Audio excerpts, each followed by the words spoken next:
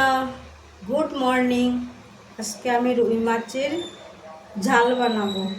এখানে আছে 4 পিস রুই মাছ, আর এখানে আমি অলরেডি তেল গরম হয়ে গেছে আমার।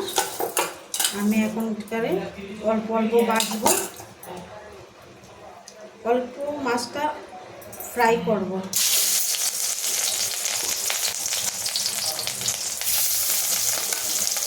যদি ভালো লাগে ফলো করবে, বলবে।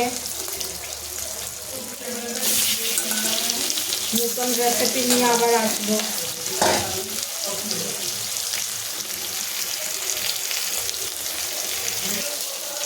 এখানে আছে সরিষা বাটা,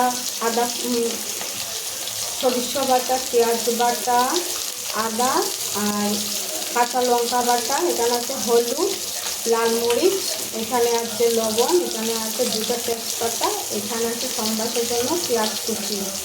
তারপরে এখানে অল্প কালা জিরা, তারপরে অল্প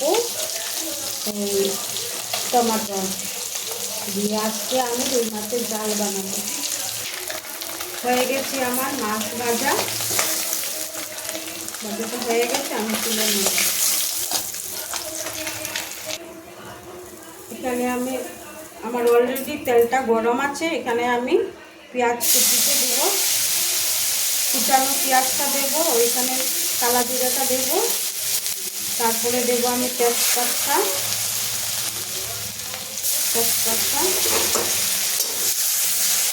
অল্প ব্রাউন হয়ে গেলে আমি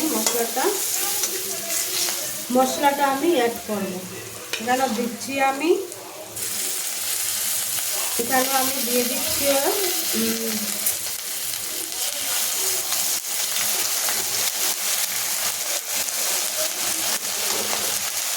সরিষা বাটা, পেঁয়াজ বাটা, লঙ্কা বাটা, তারপরে দিকে গুঁড়ো হলুদ আর মরিচের গুঁড়ো।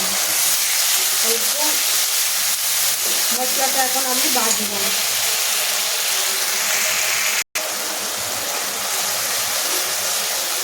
বাহ, কালারটা খুব সুন্দর আসছে, দেখতে খুব সুন্দর হয়েছে। এখন আমি মশলাগুলোকে এখন আমি কষাইতে থাকবো। মশলার থেকে তেলটা বাড়িয়ে গেছে আমার, এখন আমি পানি দেবো। যেহেতু আমি রুই মাছের ঝাল বানাচ্ছি, এত বেশি পানি দেব না। দেখো,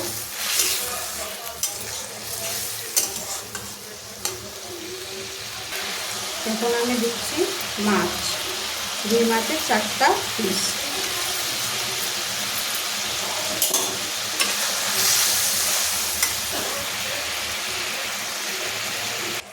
হয়ে গেল আমার রুই মাছের ঝাল। বাস, দেখতে খুব সুন্দর হয়েছে। এবার আপনারা বানিয়ে খাবে। হয়ে গেল আমার রুই মাছের ঝোল। যদি ভালো লাগে ফলো করবে, নতুন নতুন রেসিপি নিয়ে আবার আসবো। Bye bye.